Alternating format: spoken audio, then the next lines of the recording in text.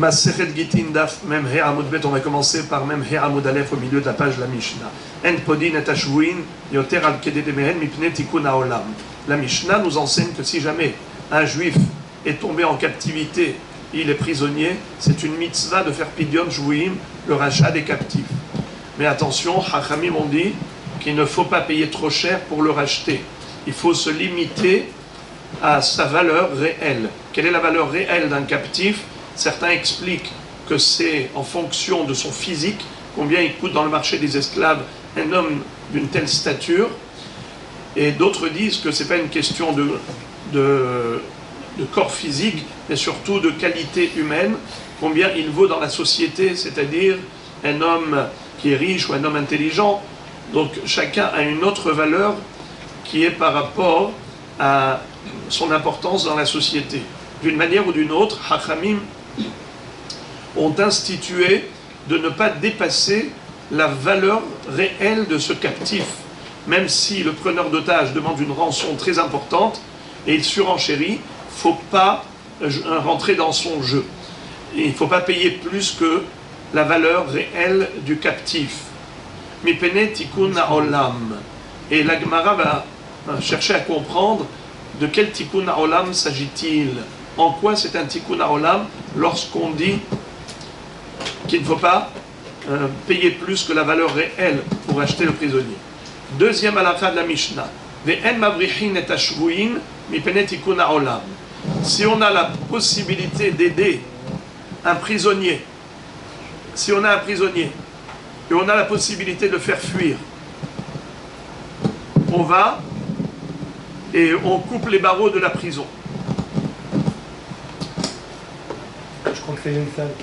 Hein? C'est de là-bas, il n'y a pas du micro. Si on peut couper les barreaux de la prison et on peut l'aider à fuir, est-ce que c'est bien de le faire ou pas? A priori, vous auriez dit bien sûr. Pourquoi pas? Alors on nous dit que non. Ils vont gonfler les Dans la Mishnah, il y a une mahloket. Pour quelle raison non? Il ne faut pas l'aider à fuir. Pourquoi? Mipne tikkun haolam. Rabban Shimon Gamliel Omer mipne takanat hashvuim. Dans la Mishnah, on a deux versions. Soit Tanakama qui dit qu'il ne faut pas l'aider à fuir, il ne faut pas lui donner la possibilité de fuir son preneur d'otage à ce prisonnier juif, parce qu'il y a un problème de tikkun haolam. C'est quoi? C'est que dorénavant, quand les preneurs d'otages vont trouver des juifs captifs, c'est-à-dire ils vont prendre en captivité un juif, ils vont le mettre dans des conditions invivables pour s'assurer qu'il ne pourra pas fuir. Ils vont lui mettre des chaînes et toutes sortes de tortures pour être sûrs de sécuriser leur proie, leur victime. Et donc ce qui se passe, c'est que tu as réussi à faire fuir un prisonnier, mais tu as endurci les conditions de vie des futurs prisonniers. Donc Mipne tikkun haolam ne l'aide pas à fuir. Il faut que tu aies une négociation avec le preneur d'otage, mais pas juste faire fuir rapidement le prisonnier. Rabban Shimon Gamliel Omer mipne takanat hashvuim. Rabban Shimon Gamliel nous dit que c'est par rapport à une takana pour les prisonniers, pour les captifs. On ne comprend pas quelle est la différence. Juste avant, on a dit que c'était justement une takana au profit des captifs, pour ne pas les faire souffrir.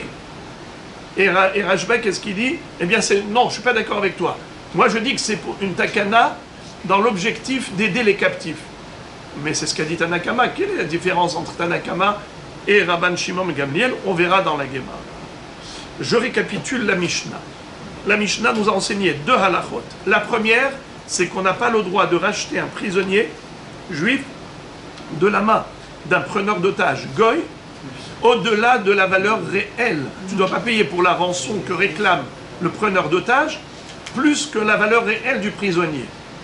Pour quelle raison? Tikkun haolam. C'est quel tikkun haolam? On verra après dans la Gemara.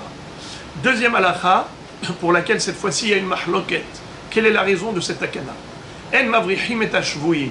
On n'aide pas les prisonniers à fuir leurs preneurs d'otages. Pour quelle raison? Mahloket. Tanakama dit Tikkun Haolam et Rashbag, Rabban Shimon Gamliel dit Tikkun HaShvuim. Quelle est la différence? On verra tout ça dans la Gemara. Ibaya Leu, Hay mipne Tikkun Haolam, Mishum dohaka de Tziburahu, Odilma Mishum de Loligrevu Velaitutfi. C'est-à-dire, la Gemara se pose la question déjà par rapport à la première halakha. Lorsque la Mishnah nous a enseigné qu'il ne fallait pas payer plus cher un prisonnier, il ne faut pas dépasser sa réelle valeur. Il ne faut pas dépasser sa réelle valeur. On a dit Bnei Tikkun Haolam. Il y a deux façons d'expliquer le Tikkun Haolam. Quel est l'objectif souhaité par les Chachamim? Soit c'est pour alléger le tzibour, parce que le tzibour ne peut pas se permettre de payer tout le temps le rachat des prisonniers à des valeurs excessives. Si tu dis, cher tzibour, coûte que coûte, il faut libérer le prisonnier, et peu importe le prix de la rançon, il faut que vous fassiez l'effort. Alors on fait une collecte de fonds, une collecte de fonds, une collecte de fonds, et à la fin, tu vas alourdir le tzibour. Tu vas serrer le tzibour, il n'en peut plus de ces sollicitations. Pour ne pas exagérer dans la sollicitation du tzibour, pour ne pas alourdir la keïla, alors il faut limiter. Il faut limiter la valeur. En podim et hashvuim yoter al mikdei demehen.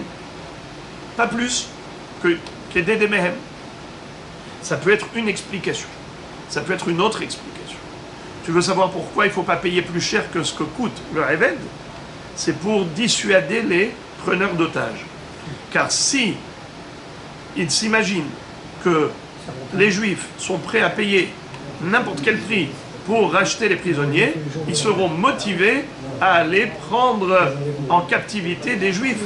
Et ils vont prendre et prendre et prendre. Pourquoi? Parce que chaque preneur d'otages devient millionnaire en prenant un Juif en otage. Les Juifs sont prêts à payer n'importe quel prix pour le délivrer. Eh bien, pourquoi pas? Ça devient la vie facile. Elle est belle, celle-là.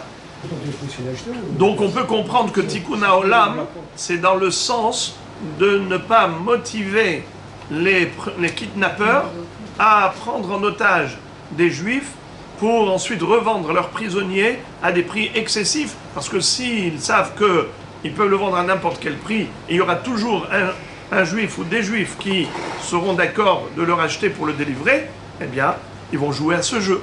Mais lorsqu'ils verront qu'ils n'ont pas le choix que de le vendre au prix de la valeur réelle, ils n'auront pas de motivation à kidnapper des Juifs, parce qu'ils ne vont pas devenir millionnaires avec ça, puisque les Juifs ne sont pas prêts à payer n'importe quel prix pour le délivrer. Ça, c'est le Safek de la Gemara. Alors, la Gemara répond, Tashma de Levi Bardarga, Parka le Birte, Bitlesar Alfe Dinare Zahav. La Gemara donne la réponse à cette question par le biais de l'histoire d'un homme qui s'appelait Levi Bardarga. Il avait une fille qui a été prise en otage. Et comme lui était immensément riche, il a payé la rançon pour délivrer sa fille en payant aux preneurs d'otages 12 000 dinars en or, 12 000 pièces d'or. Alors, qu'est-ce que vous voyez de là? Rabbi Nissim, qu'est-ce qu'on déduit de là? Non, mais comment est-ce qu'on répond à notre question? Qu'est-ce qui se souvient quelle était la question de base? La question de base, c'était quel est le sens de Tikkun Haolam? Quel est l'objectif de la Takana de Chachamim? Est-ce que c'est pour ne pas alourdir la communauté que Chachamim ont limité la valeur de la rançon? Ou bien est-ce que c'est pour ne pas que les goïms soient motivés de kidnapper des Juifs? Nahon? Quelle est la différence entre ces deux raisons? C'est-à-dire, comment maintenant on a déduit de cette histoire la réponse à notre question? Est-ce que c'est cette raison ou cette raison? Qui est-ce qui peut me dire? C'est la deuxième, pas la première. Bah, c'est la première. Comment vous voyez? Parce On qu'on ne fait pas supporter à la communauté les frais de rachat. Le problème qu'on met le problème sur le tzibour. Ici, c'est Ouais. le tzibour, il est tout seul. Alors donc, On parle de la deuxième. alors dites-moi, quel est donc finalement le sens de Tikkun Haolam? De peur que maintenant on va augmenter les. Non, là, il ne fait pas supporter à la communauté. L'argent. valeur de rachat. cette situation, Si c'est lui-même qui paye les non, 13 000 plus dinars de juifs, d'or, il pousse c'est lui-même, c'est avec sa fortune lui-même qui paye. Alors finalement, maintenant, quelle est la vraie raison? Qu'est-ce qu'on appelle Tikkun Haolam? Est-ce que c'est pour ne pas alourdir la communauté, ou bien est-ce que c'est pour ne pas qu'ils soient motivés d'aller prendre en otage les juifs? Ils ne sont pas motivés les deux. Ça peut être les Ils deux. ne sont pas motivés Ça peut être les deux. D'une part, si on laisse une seule personne payer pour Bravo. De cette histoire, on déduit que le sens de Tikkun Haolam, c'est comme la première raison. Tikkun Haolam, c'est pour ne pas alourdir la communauté.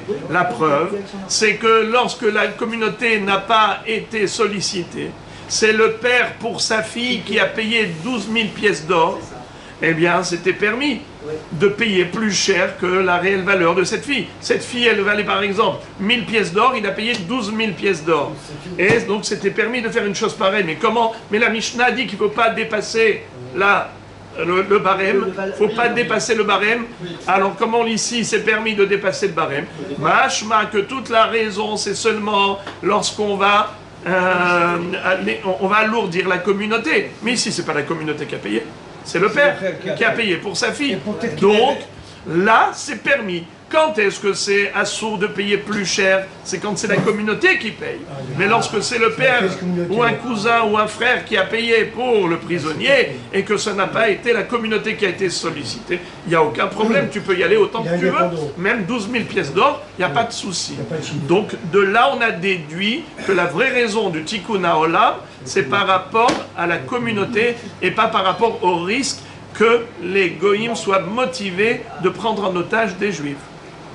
Car si c'était cela la raison pour laquelle Hachamim ont limité la valeur de la rançon, eh bien dans ce cas-là, même le père pour sa fille ne devrait pas avoir le droit de la racheter, même s'il est immensément riche, il n'a pas le droit de la racheter à 12 000 pièces d'or. Il doit la racheter au prix réel, mais pas plus. Et si on lui dit au père, non, on veut plus, on veut, par exemple, le preneur d'otage, il dit au père, je ne suis pas prêt de te vendre ta fille à son prix réel en tant que servante dans le marché des esclaves. Je suis prêt à te vendre ta fille, mais à 12 000 pièces d'or. Alors, si on disait que le problème, c'est Mipné, pour ne pas qu'il soit motivé d'aller kidnapper des juifs, eh bien, même un père pour sa fille n'aurait pas le droit de payer plus cher que la valeur. Parce qu'aujourd'hui, tu as payé 12 000 pièces d'or, et bien demain, le voisin de ce kidnappeur, il va lui aussi kidnapper. Il va se dire, mais je veux devenir moi aussi millionnaire comme mon voisin. Alors tu vas motiver les gens à aller kidnapper des juifs. Tu vas motiver les goïms à kidnapper les juifs. C'est pour cela qu'il ne faut pas payer plus cher que de même. Alors de cette histoire, on voit que la raison, c'est par rapport à la communauté. Et donc le père qui n'est pas...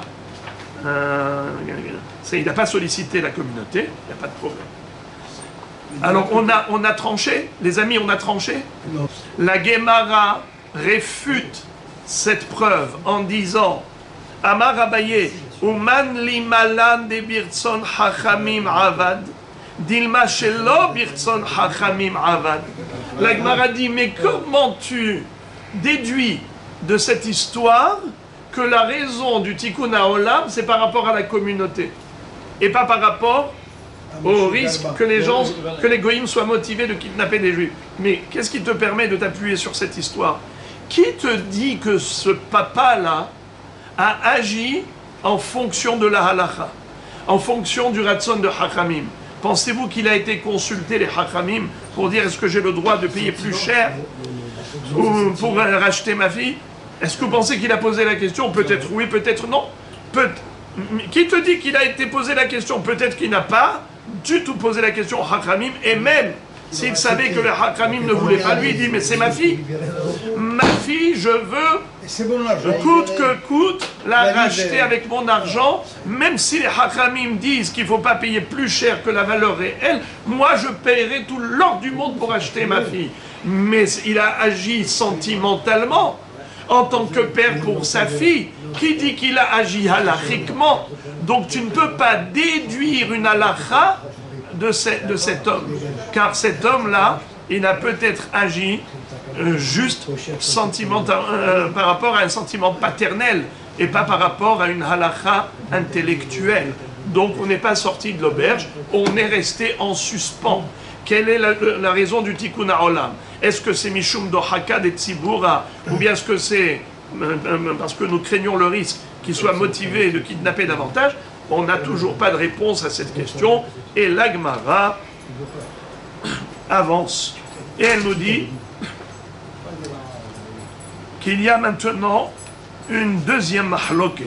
En mavrihin et ashvuin mipne tikkun ha'olam. Rashbag omer mipne takanat ashvuin. Qu'est-ce que ça veut dire? Deuxième halakha de la Mishnah. On n'a pas le droit d'aider les prisonniers à fuir leurs preneurs d'otages. Question, pour quelle raison les Hachamim ont interdit? On avait vu, soit mipne tikkun ha'olam, soit mipne tikkun ha'shvuim.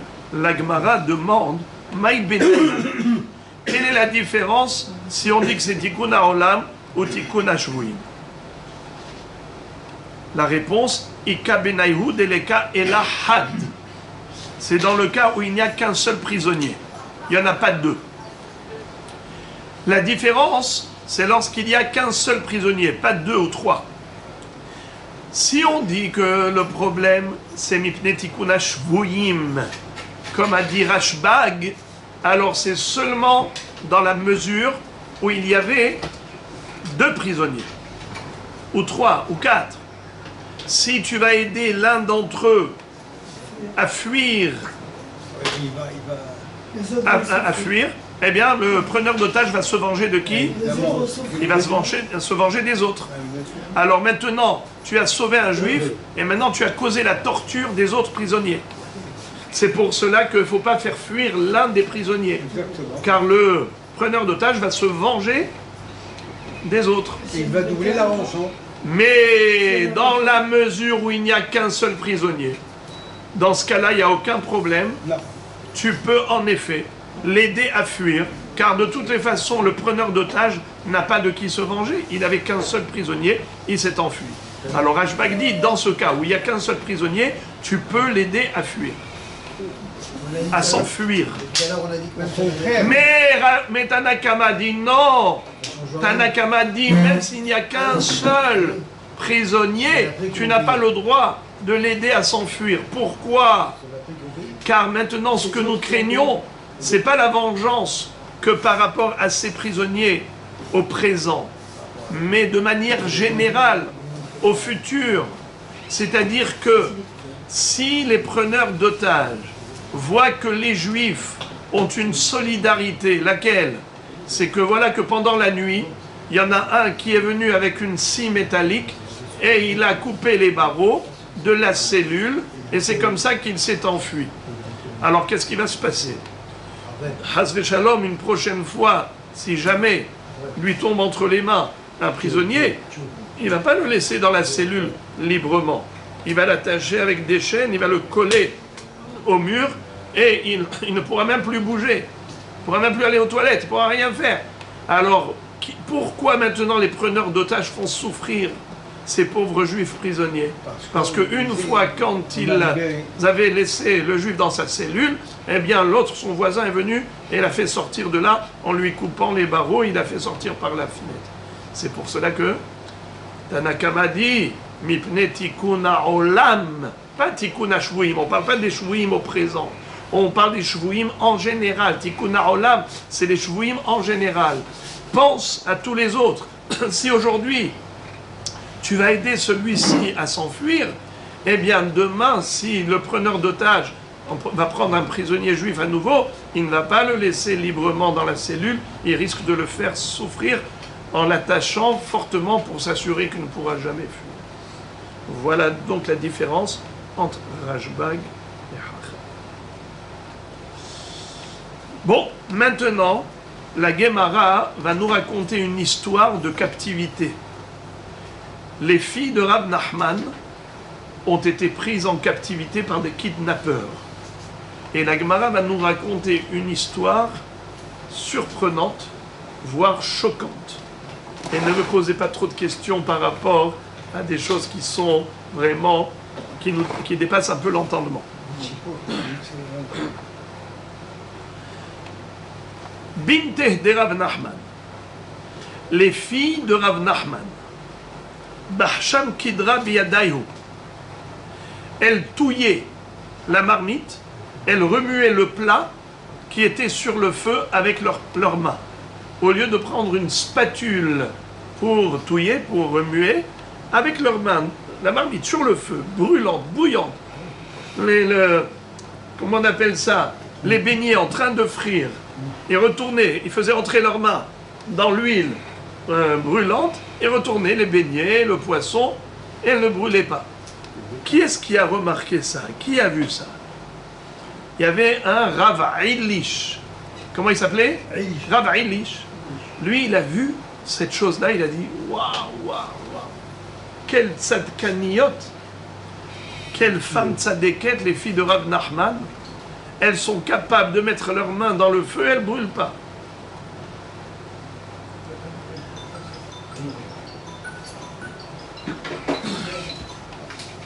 On verra plus tard dans la Gemara que finalement ça c'était que de la sorcellerie. Voilà.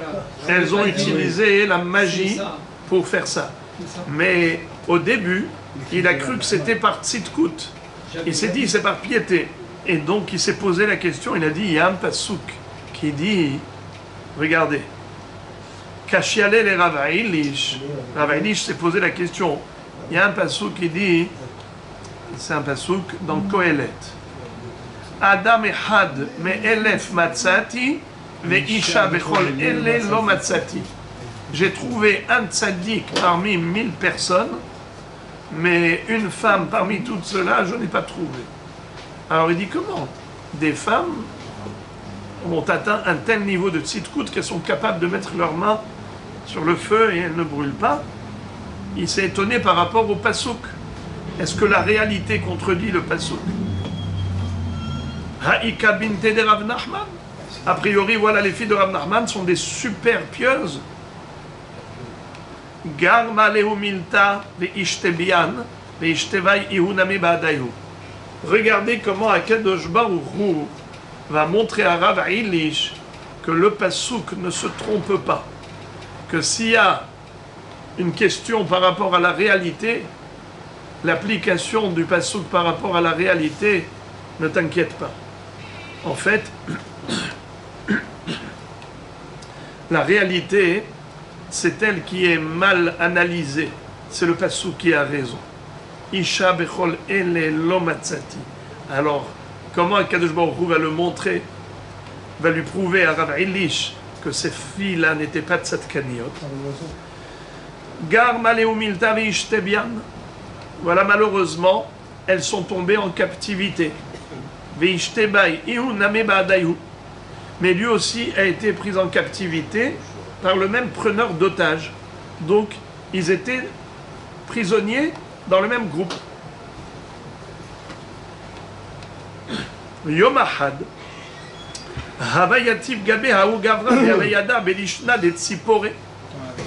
et voilà que Rav Eilish, un jour, quand il était lui-même prisonnier, il se retrouvait à côté d'un homme qui comprenait la langue des oiseaux.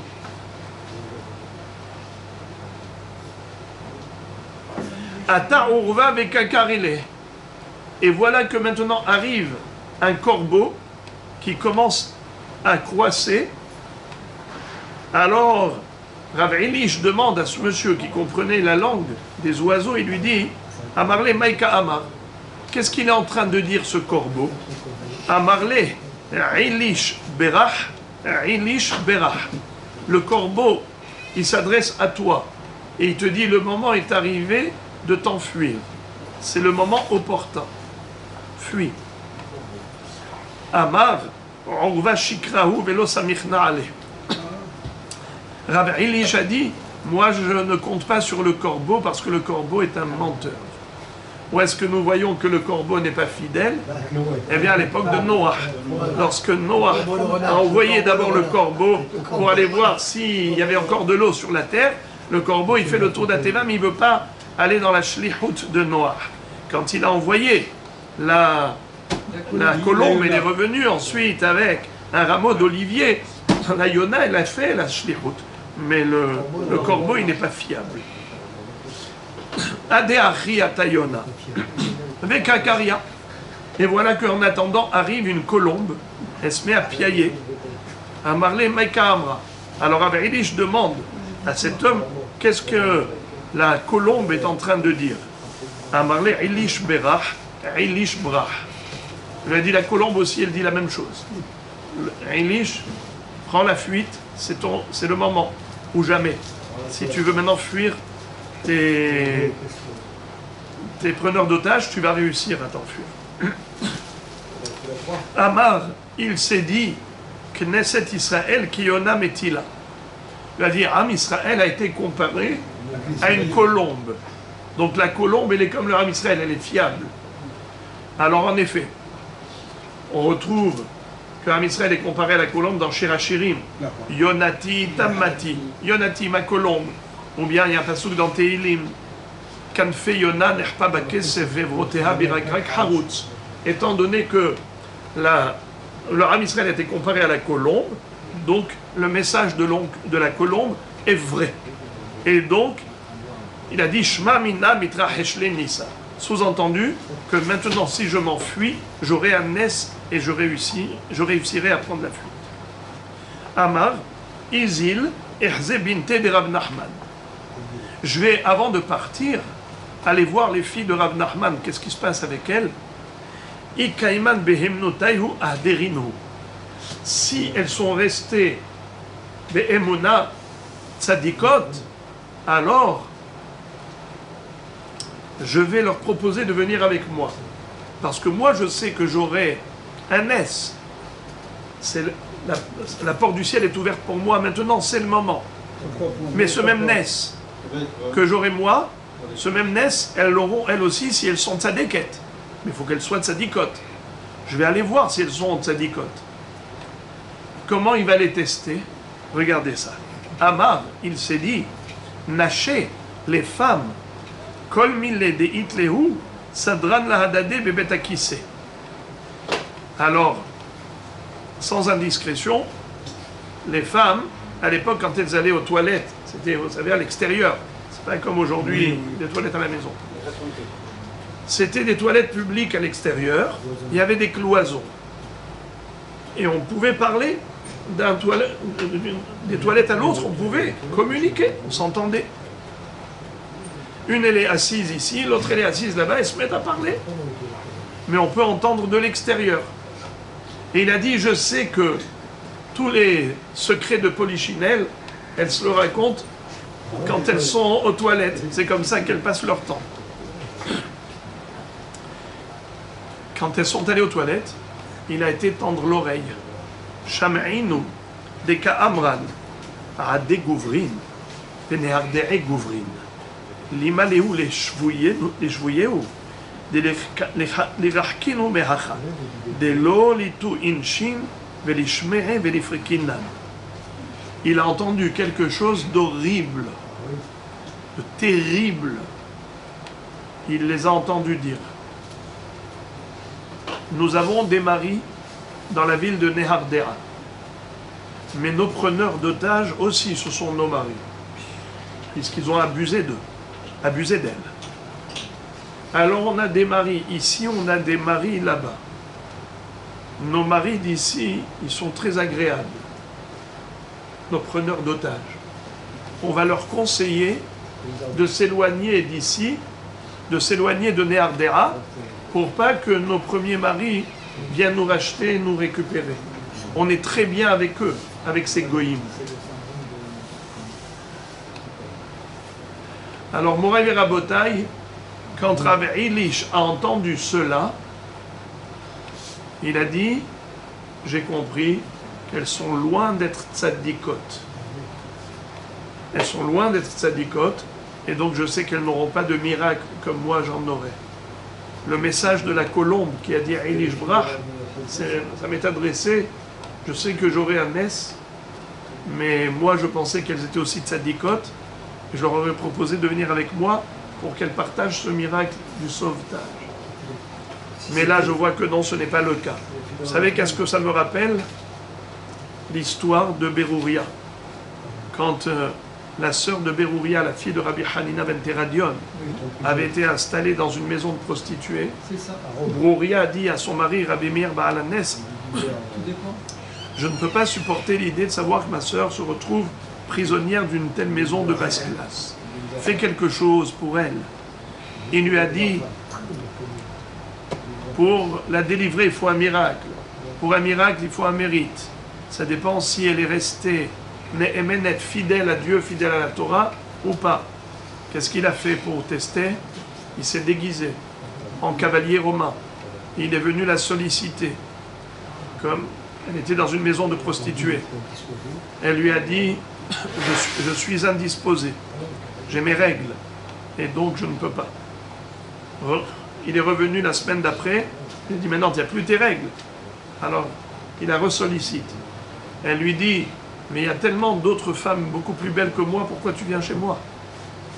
Alors il a compris qu'elle trouvait toujours des excuses et des prétextes à tout prétendant. Et donc ça veut dire qu'elle est restée pure, fidèle à Dieu. Alors il a dit, maintenant je sais qu'elle aura un miracle, et donc je peux me permettre de prendre le risque. Et c'est là qu'il a été voir le gardien de la maison pour lui dire, prends cette pochette d'argent et donne-moi cette fille. Il lui a dit, je peux pas. Parce que si on m'attrape, on me tue. De quoi il va me servir ton argent? Il a dit, si on t'attrape, n'aie pas peur. Il suffit de dire Elaha de Meir Aneni et tu seras tranquille. Il s'est fait attraper. Et quand on a voulu lui mettre la corde au cou, que le bourreau, sur la demande du roi, devait le pendre, il a dit ces trois mots, Elaha de Meir Aneni, et la corde a cassé. Et vous savez pourquoi il a fait confiance à Rabbi Meir? Parce que d'abord, il a tenté. Il a fait une expérience.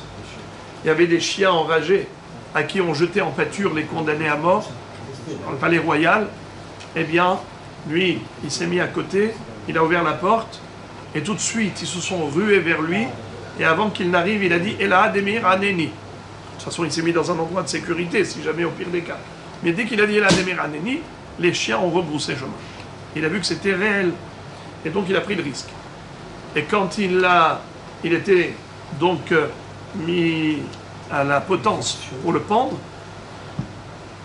dès qu'il a dit là Demir Aneni et que la corde s'est coupée, on lui a mis une autre. Parce que le bourreau a dit ça doit être un hasard. Pareil. Et là Demir Aneni et la corde casse. Troisième fois, encore. Alors le roi a vu ça, il a dit qu'est-ce qui se passe, c'est quoi ça? Il a tout de suite interpellé. Il a dit c'est de la magie? Il a dit non. Il a raconté l'histoire.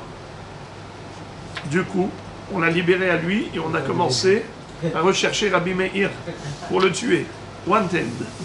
Ils ont dit maintenant il faut mettre à prix la tête de Rabbi Meir. Ils ont même dessiné un portrait à l'entrée de la ville, le portrait de Rabbi Meir pour le retrouver.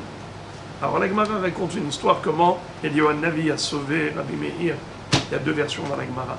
Et Kitso, c'était pour vous dire que Rabbi Meir a dit à sa sœur, ce Ness aura lieu si ta sœur elle est encore fidèle à Dieu. Donc la même chose, Rav Nachman s'est dit, elles pourront bénéficier de ce Ness si elles sont restées fidèles à la Torah. Or malheureusement, voilà ce qu'il a entendu, qu'elles étaient infidèles même à leur mari, dans le sens où elles ont considéré les preneurs d'otages encore plus importants que leur propre mari. Plus tard, elles aussi, elles ont été libérées par des chemins plus naturels. Peut-être qu'ils ont été rachetés, et ainsi de suite. En tout cas, ils ont été libérés.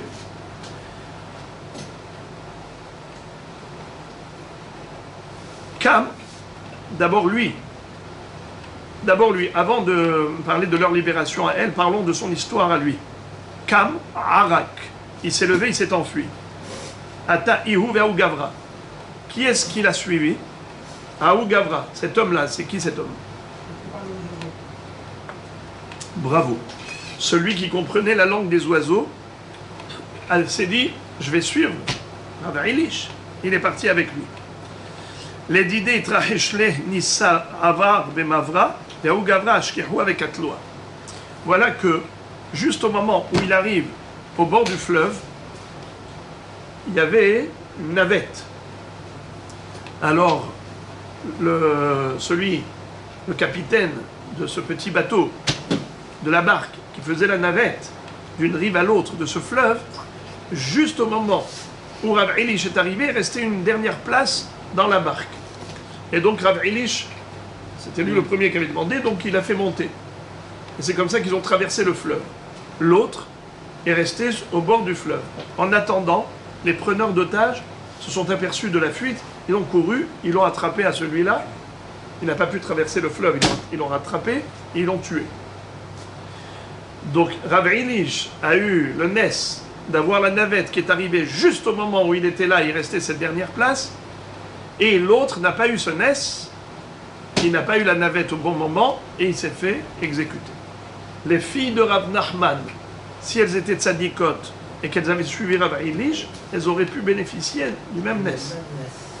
Mais bon, c'est pour ça que Rav Ilish ne leur a pas proposé de venir avec eux.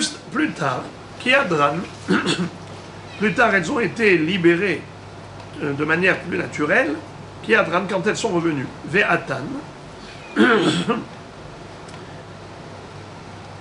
Amar Havu Kabarshan Kidra Bikshafi.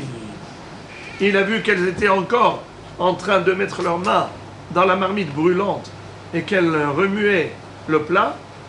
Il a dit, ce n'est pas du tout par piété qu'elles ont un nes pareil, qu'elles peuvent mettre la main au feu et tout va bien, c'est que c'est la sorcellerie qu'elles font. Donc elles étaient sorcières. C'est terrible d'entendre des choses pareilles.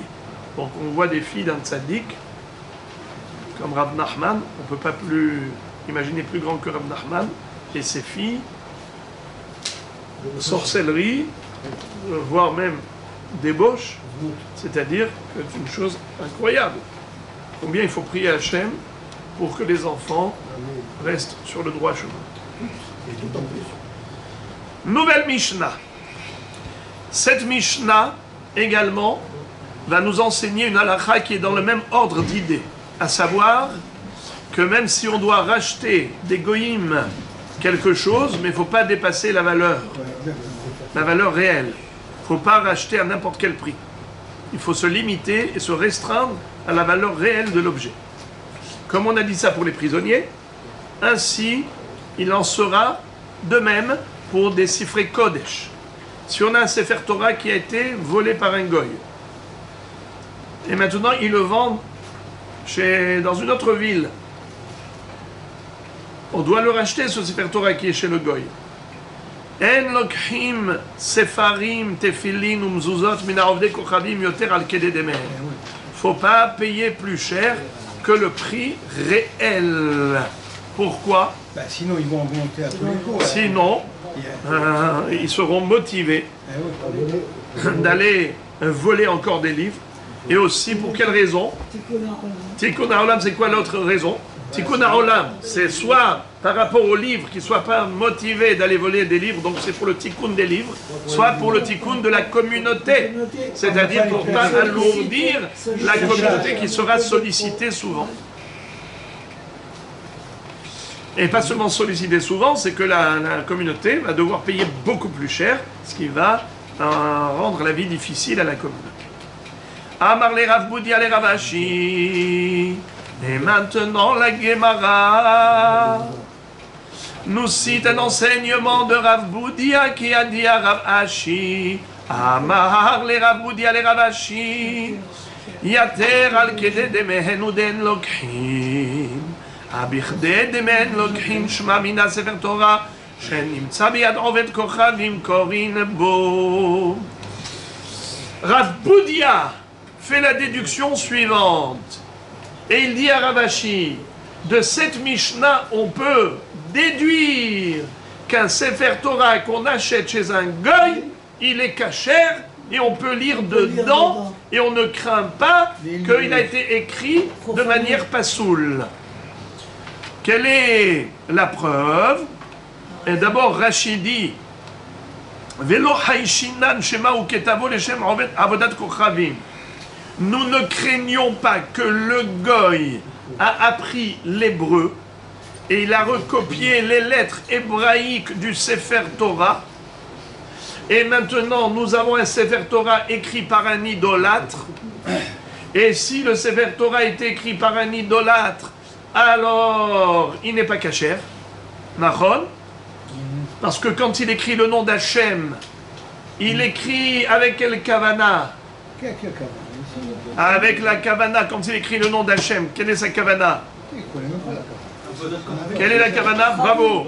Avodat Kochavim. Quand nous on écrit Hachem pour Akadosh Baruch Hu, lui quand il écrit Hachem, il pense à sa divinité, c'est-à-dire à son idole. Donc le Sefer Torah est pasoul. Nachon. Nous ne craignons pas que le Sefer Torah qu'il est en train de vendre a été écrit par lui, l'idolâtre. Et donc tu peux lire dedans. Quand tu l'as racheté, tu peux lire dedans. Quelle est la preuve? C'est qu'on te dit, tu ne peux pas payer plus cher que la valeur réelle. Mi pene tikkun haolam. Mashma que tu peux racheter le livre à sa valeur réelle, à sa juste valeur. Mais à quoi il sert une fois que tu l'as racheté?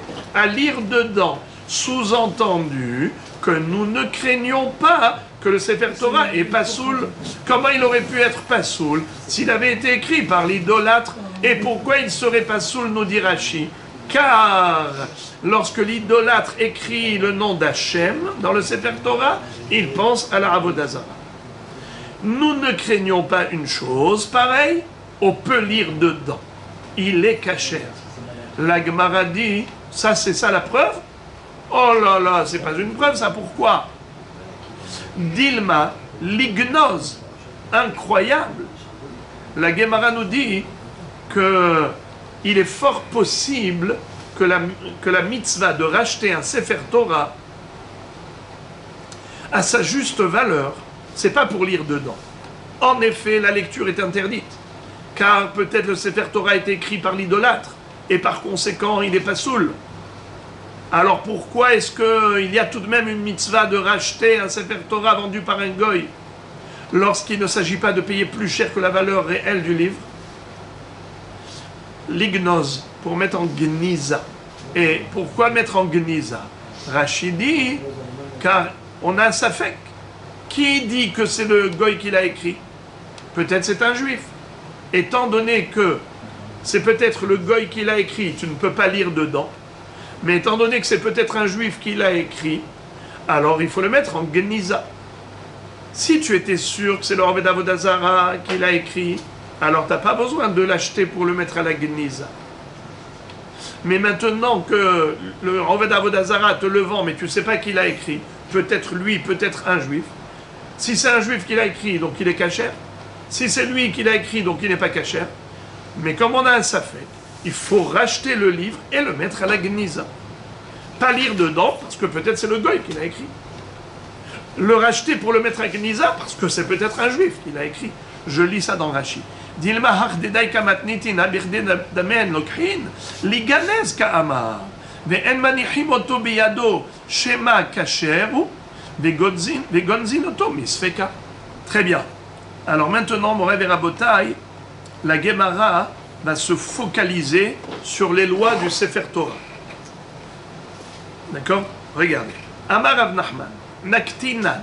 Rav Nachman nous dit, nous avons des halachot concernant la kashrut du Sefer Torah. Sefer Torah chez Katvo min isaref. Katvo oved kochavim iganez. Nimtza beyad min iganez. Nimtza beyad oved kochavim amrela iganez ve amrela korinbo. Figurez-vous, nous dit Rav Nachman, qu'il existe plusieurs situations. Soit un Sefer Torah qui a été écrit par un min. Qu'est-ce que c'est qu'un min? Rashi nous dit c'est Ha'aduk be'avodat kochavim kegon komar, komer, un curé. Si un curé qui est attaché à la Avodah Zarah, c'est sa vie, eh bien quand il écrit un Sefer Torah, s'il a écrit un Sefer Torah parce qu'il a appris l'hébreu, on sait très bien que quand il écrit le nom d'Hachem, cet idolâtre, il pense à son idole. Qu'est-ce qu'il faut faire avec un tel Sefer Torah, les amis? Dites-moi s'il vous plaît. Il s'arrête, il faut le brûler. Sefer Torah chez Katvo Min, il s'arrête. Katvo Oved Kochavim, il ganèse. Par contre, si ce n'est pas un curé qui l'a écrit, c'est juste un idolâtre classique, alors dans ce cas-là, il ne faut pas brûler le Sefer Torah, il faut le mettre à la Geniza. Pourquoi le mettre à la Geniza? On verra tout à l'heure, dans la Gemara. Ensuite, Nimtsa Beyadmin, Iganez. Si le Sefer Torah, on l'a retrouvé entre les mains d'un mine, c'est-à-dire le mine, il vient et il te le vend. Qui est-ce qui l'a écrit? On ne sait pas. Peut-être que c'est lui, le mine, peut-être que c'est quelqu'un d'autre. Alors, étant donné que tu n'es pas sûr que c'est le mine qui l'a écrit, tu ne peux pas le brûler. Tu ne peux pas le brûler, qu'est-ce que tu fais? Tu le mets à la Geniza. Car il se peut qu'il est cachère.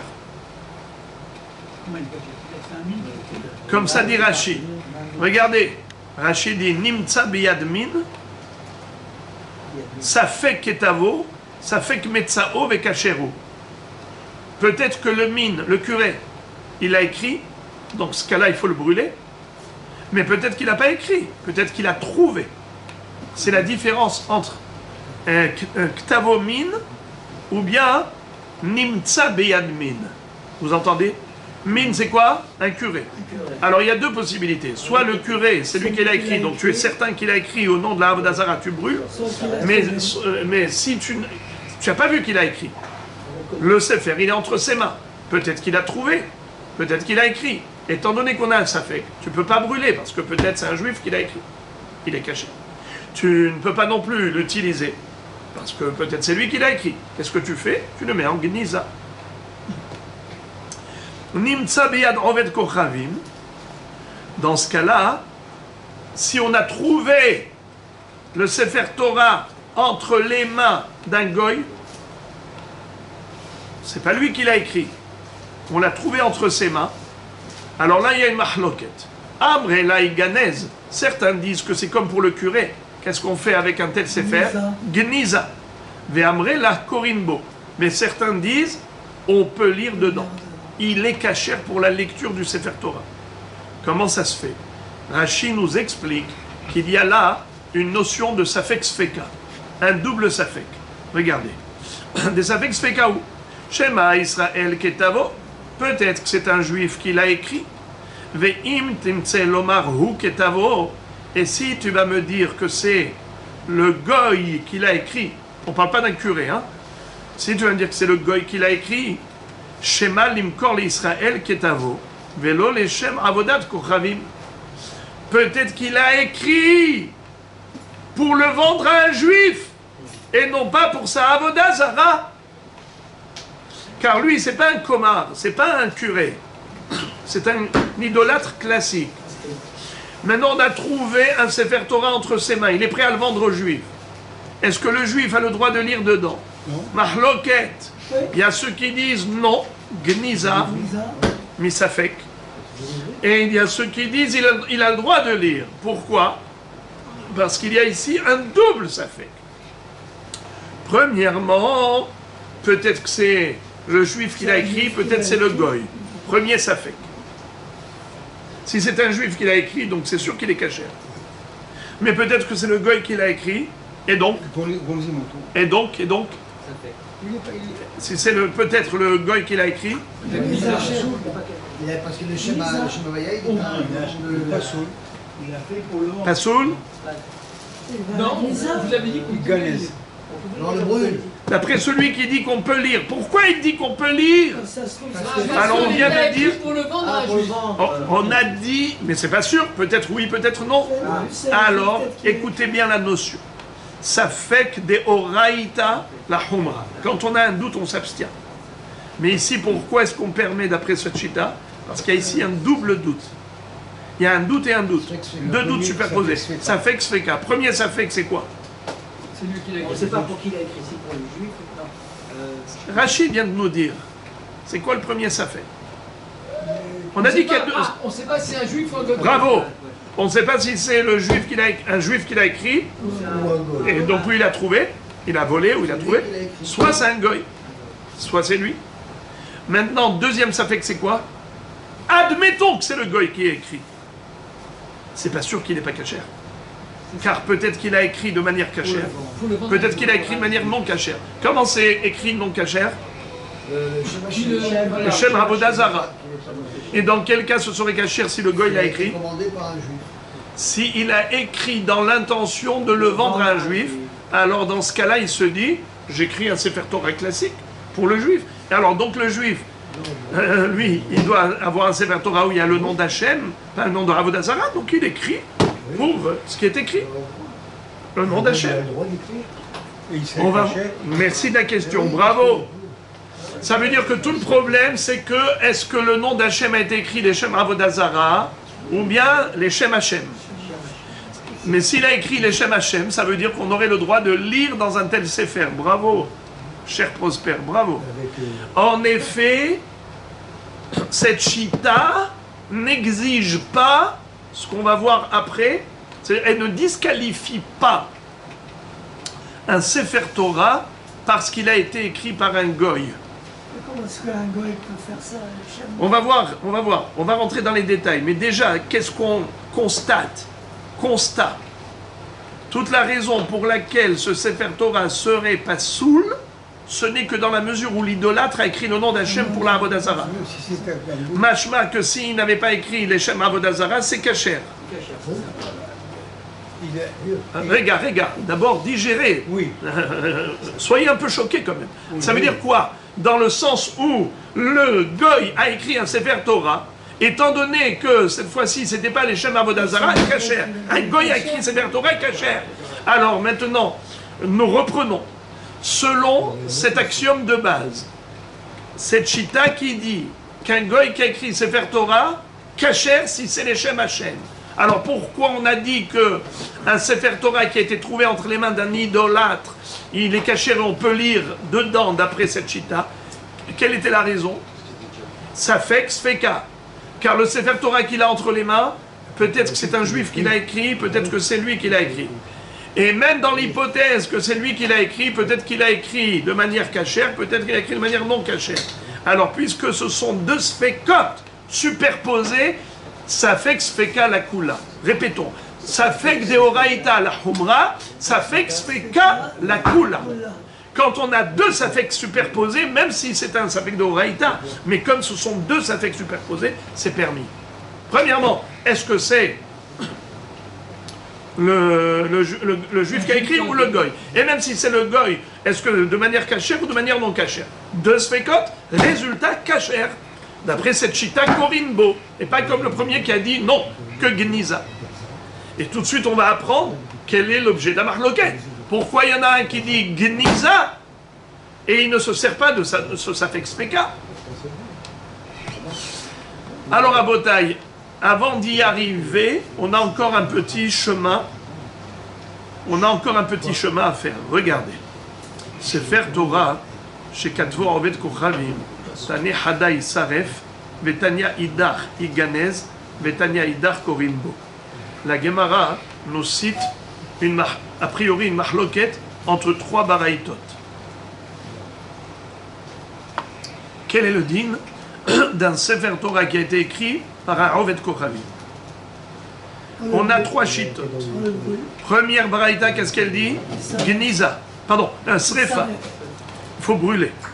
Deuxième Braïta, qu'est-ce qu'elle dit? Gniza. Troisième Braïta, qu'est-ce qu'elle dit? Korimbo. Caché. Alors la Gemara dit, est-ce que c'est une contradiction entre les trois Braïtot? La Gemara dit, la Kashia. Ne t'étonne pas. Ha detanya Isaref, Rabbi Eliezer Hide Amar, Stam Archevet Ovet Kochavim, la Avodat Kochavim.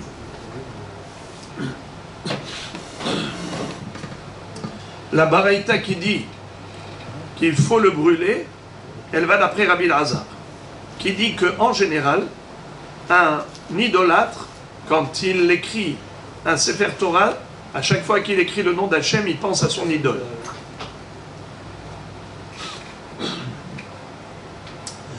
Ve'ad etania iganez. La deuxième baraïta qui dit qu'un Sefer Torah qui a été écrit par un Roved Kochavim, il faut le mettre à la Geniza. Pourquoi? Eh bien, ça va d'après l'auteur de la baraïta suivante. Haïtana ou Detane Ravamnuna Bere de Rava Mipashronia. C'est la baraïta qui a été enseignée par Ravamnuna, le fils de Rava qui habitait la ville de Pashronia. Qu'est-ce qu'il a enseigné? Qu'un Sefer Torah, one, Tfilin, two, Mezuzot, ces trois écrits sacrés, s'ils ont été écrits chez Ketavan, qui? Il y a toute une série, toute une liste. Soit Massour. C'est quoi Massour? Un Moser, un dénonciateur, un juif qui est considéré comme un goy. C'est celui qui dénonce ses frères juifs auprès du gouvernement goy. Celui qui est capable de transmettre ses frères juifs aux mains des goïms pour leur infliger toutes sortes de mal. Eh bien, celui-là, s'il écrit un Sefer Torah, le Sefer Torah n'est pas caché. Roved Kochavim, l'idolâtre, qui a écrit un Sefer Torah, il n'est pas caché. Un Eved Kenarani, qui a écrit un Sefer Torah, pas caché. Isha, une femme qui a écrit un Sefer Torah, pas caché. Katan, un enfant qui a écrit un Sefer Torah, pas caché. Sixième, Kouti, d'après ceux qui disent que c'est des guérés Arayot. Ils n'ont pas le statut de juifs. Ils ont été convertis par la peur des lions. Comme ils ont été attaqués par les lions, ils sont convertis, mais ils n'ont pas vraiment adhéré au judaïsme. Donc ils ont un statut de goy. 7. Israël Momar, un renégat. Un renégat, c'est quelqu'un qui renie le judaïsme. D'accord? Il transgresse la Torah sans aucune limite. Ces 7 catégories de personnes, si elles ont écrit un Sefer Torah, le Sefer Torah n'est pas caché. Est-ce qu'on peut lire dedans? Non. Est-ce qu'on peut le brûler? Non. Est-ce qu'on peut le jeter? Non. Qu'est-ce qu'on fait? Gniza. Sheneemar, ukshartam, urtavtam. La Torah nous dit ukshartam leot al yadecha, vehayu letotafot ben einecha. Urtavtam al mezuzot bedera visharecha. Kol sheyeshno bikshira, yeshno biktiva, et kol she'eno bikshira, eno biktiva.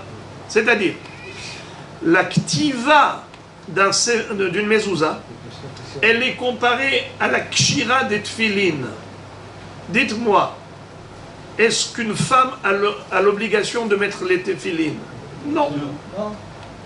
Est-ce qu'elle peut écrire une mezouza? Non.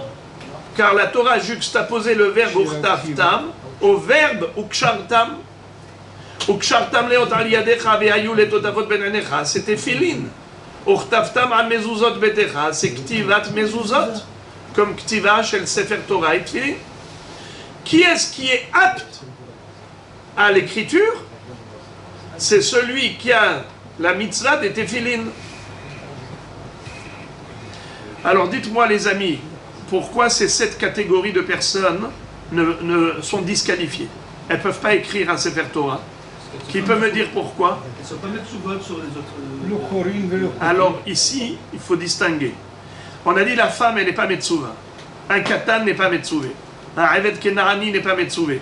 Donc tout cela, s'ils écrivent un Sefer Torah, Tfilin et Mezuzot, pas caché. Car ils ne sont pas concernés par la mitzvah de mettre les tefilin. Un goy, pareil. En Vet Kochavim, donc c'est clair. Kouti, pareil. Si on dit que c'est guéré à Rayot, c'est comme des goyim. Donc ils n'ont pas la mitzvah de tefilin. Donc c'est clair pourquoi ils sont disqualifiés de l'écriture. Mais maintenant, je vous pose la question. Le Moser, qu'est-ce qu'il est? Il est goy ou juif? Juif, très bien. Le Moser. Maintenant, Israël Mouma, Israël renégat, il est goy ou juif? Juif. Alors pourquoi il est disqualifié de l'écriture? Parce qu'il n'accomplit pas la mitzvah des tefilin. Étant donné qu'il ne met jamais les tefilin, puisqu'il n'accomplit pas la mitzvah, ou le Moser, pareil, qui est considéré comme un goy. Donc c'est comme s'ils étaient exclus de Ukshartam. Vous imaginez? La Gemara continue et nous dit Veha detania korin bo. Et la Baraïta qui dit que le Sefer Torah est caché et on peut lire dedans.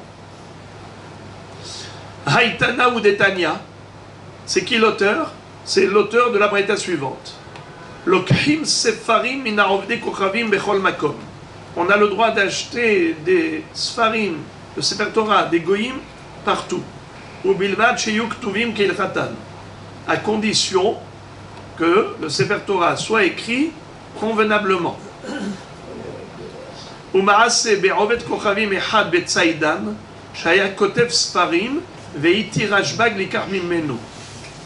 Il y avait un goy qui écrivait des Sefer Torah dans la ville de Tsaïdan, et Rabban Shimon ben Gamliel a autorisé d'acheter de chez lui le Sefer Torah. Donc tu vois qu'un Sefer Torah qui est écrit par un goy est kasher. La Gemara dit quoi?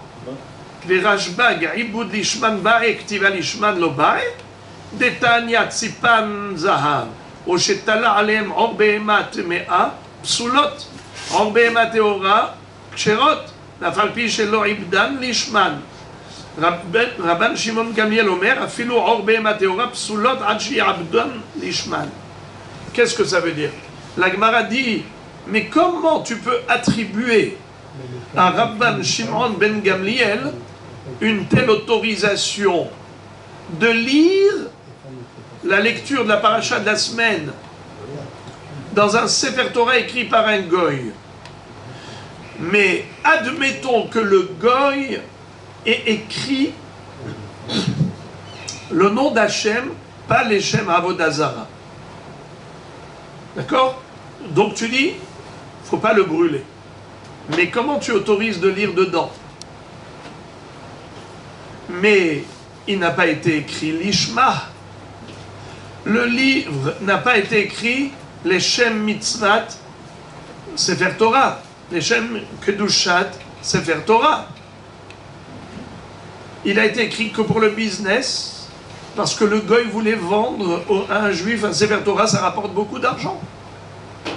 Mais évidemment que ce n'était pas l'Ishma, les Shem Kedushat Sefer Torah, les Shem Mitzvat Ktivat Sefer Torah. Et par conséquent, il devrait y avoir un problème de l'Ishma. Qu'est-ce que tu vas me dire? Que Rabban Shimon ben Gamliel, il n'exige pas une écriture l'Ishma. C'est faux. On a une preuve que Rashbag, il exige plus que Ktiva l'Ishma. Même Iboud l'Ishma. La tannerie, le tannage. Même tanner la peau de la bête pour en faire du cuir pour les boîtiers du Sefer Torah, il faut que ce soit l'Ishma. À plus forte raison la lecture. Pardon, à plus forte raison l'écriture, excusez-moi. À plus forte raison l'écriture. Et où est-ce que nous voyons que Rashbag, lui, il est encore plus mahmir au niveau du lishma? Car dans la braïta suivante, il est écrit Tzipan Zahav. Si quelqu'un a recouvert d'or les téphilines, au lieu d'avoir des téphilines noires, il a fait du plaqué or. O Shetala Alen Or Behemat Mea. Ou bien, il s'est servi pour les téphilines de la peau d'une bête interdite à la consommation. Par exemple, de la peau de chameau, de la peau de cheval, ou du cuir d'ânesse. Eh bien, tout cela, c'est pas kasher. Il faut que ce soit Or Behema Teora. Or Behema Teora, kasherot. De la peau d'une bête kasher. Qu'est-ce qu'on appelle une bête kasher? Des bêtes qui sont mangeables. Aptes à la consommation. Je vous pose une question. Juste une parenthèse. Ce n'est pas nécessaire pour notre étude, mais juste culture générale. Quel est le din si on a pris une vache ou un mouton, on a égorgé, et finalement la bête elle était tréfa, ou bien le couteau n'était pas kasher, il y avait une faille. Hein? Bravo. Kasher, comment ça se fait? Pourtant ce n'est pas mangeable. Il est écrit les ma'an tietorat Hashem beficha min hamutar beficha. La réponse c'est min hamutar beficha. Min, ça veut dire l'espèce, la catégorie. Il faut que ce soit du gros bétail ou menu bétail, c'est-à-dire il faut que ce soit des bêtes aptes à la consommation et non pas des bêtes interdites. Mais on ne parle pas de cette bête interdite parce qu'elle était très fa au Nevela. On parle de la catégorie, de l'espèce permise ou de l'espèce.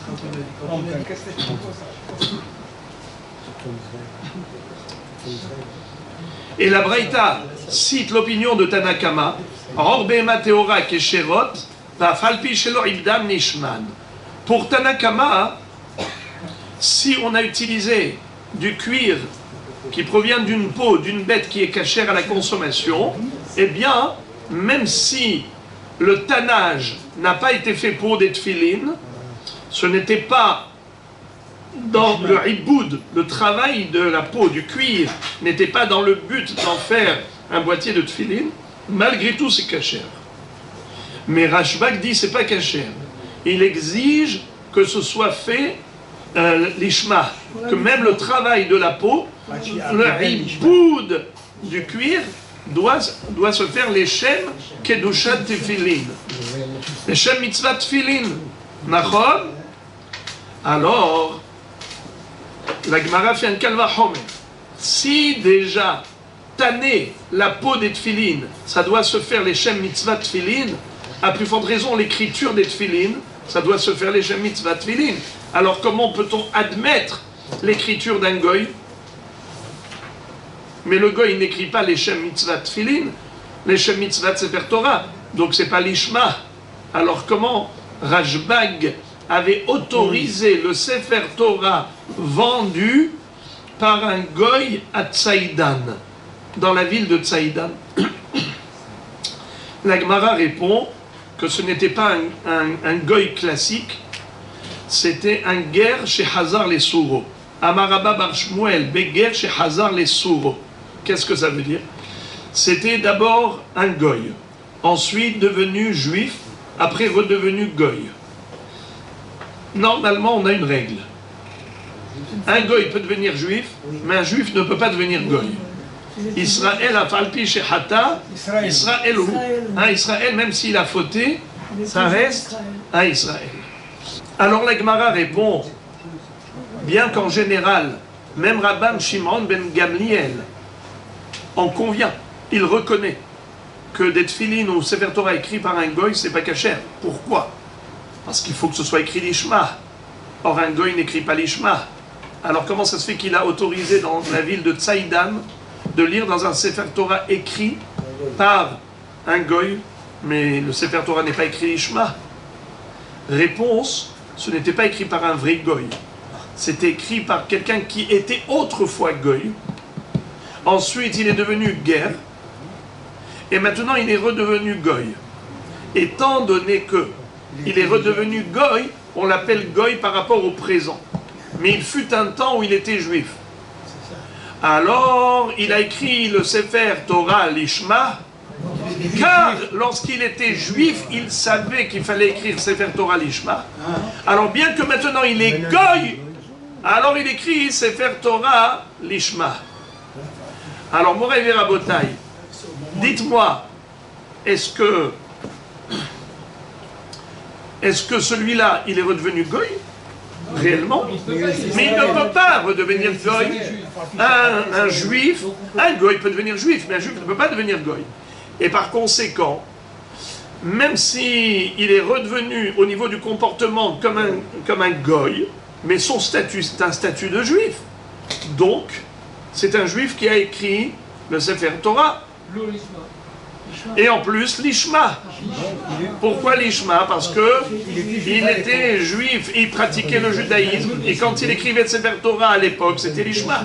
Alors maintenant, il le sait que s'il veut vendre son Sefer Torah aux juifs, il faut qu'il leur dise, ne vous inquiétez pas, je l'ai écrit l'Ishma. Alors on a ici les deux conditions réunies. Premier critère, c'est qu'il est juif, car un juif ne peut pas devenir goy, même si au niveau de la pratique, il se comporte comme un goy, Hazar les Souro, mais au niveau statutaire, c'est un juif. Ou non. Secondo, qu'est-ce qu'il faut comme condition, d'après Rashbag? Écrire l'Ishma. Eh bien, lui, il sait qu'il faut l'écrire l'Ishma. Pourquoi est-ce qu'il sait qu'il faut l'écrire l'Ishma? Parce qu'il était juif. Car il fut un temps où il pratiquait le judaïsme, et il écrivait des Sefer Torah, il les vendait, il écrivait l'Ishma. Maintenant qu'il est redevenu goy, comme un goy, c'est-à-dire au niveau comportemental, il sait très bien qu'il ne peut pas vendre à un juif un Sefer Torah non cachère. Le juif ne l'achètera pas. Alors qu'est-ce qu'il fait? Il dit au juif, ne t'inquiète pas, qu'est-ce que tu veux? Que le Sefer Torah soit cachère? Je l'écris les Shem Mitzvah Sefer Torah. Parce que pour moi c'est du business. De te vendre un produit cachère, c'est du business pour moi. Alors ne t'inquiète pas, je le fais l'Ishma. Alors on a les deux critères réunis. Voilà pourquoi Rashbag avait dit le Sefer Torah écrit par un goy dans la ville de Tsaïdan est permis, il est cachère, car il ne s'agit pas d'un goy d'origine avec un statut de goy, il s'agit d'un guerre qui est redevenu goy. C'est pour ça qu'on l'appelle goy, parce qu'il est redevenu goy. Mais comme on le sait que redevenir goy ça n'existe pas, Israël a pas dit chez Hata Israël où il n'y a aucun problème pour ce Sefer Torah. Premièrement, il est juif, au niveau statutaire, même s'il se comporte comme un goy. Secondo, sachant que un Sefer Torah doit être écrit l'Ishma pour qu'il soit caché. Il a écrit l'Ishma. Qu'est-ce que tu veux? La Gemara dit, ah bon? Caché? Les Souro, il est redevenu comme avant, goy, une pratique goy, Kol Sheken avec les mines. Qu'est-ce que ça veut dire? On a déjà appris qu'un idolâtre, quand il écrit un Sefer Torah, alors on avait vu qu'il y a deux sortes d'idolâtres. Il y a l'idolâtre classique et il y a le curé. Dans le temple de l'idolâtrie, le curé, il est hadouk, la Avodah Zara. Il est très attaché à la Avodah Zara. Donc lorsqu'il écrit un Sefer Torah, à quoi il pense quand il écrit le nom d'Hachem? En fait, Koravi. Et s'il dit aux juifs, je l'ai écrit pour... Alors, regarde. Alors, la question d'Agmara, elle dit, mais si cet homme-là, il a joué à l'accordéon, il est devenu juif, il est redevenu goy, ça veut dire qu'il est redevenu goy par idéologie. S'il est par idéologie, c'est comme un curé. Et si c'est comme un curé, donc lorsqu'il va écrire le nom d'Hachem, à quoi il va penser? Non pas au nom d'Hachem, mais penser à l'idole. Alors comment tu peux dire cacher? La Gemara répond, Amar Abashi, chez Hazar les Souro et Shumir A. On parlait ici d'un goy qui s'était converti au judaïsme, et après quand il a entendu qu'on s'apprêtait à le tuer, parce que le tribunal de l'Inquisition allait le liquider, l'exécuter, alors il a eu très peur, il a dit non, je redeviens goy. Et il a commencé à vivre comme les maranes, c'est-à-dire à l'extérieur, il vivait comme un goy. Et donc, mais en réalité, Mamash il se comportait comme les goyim à 100%.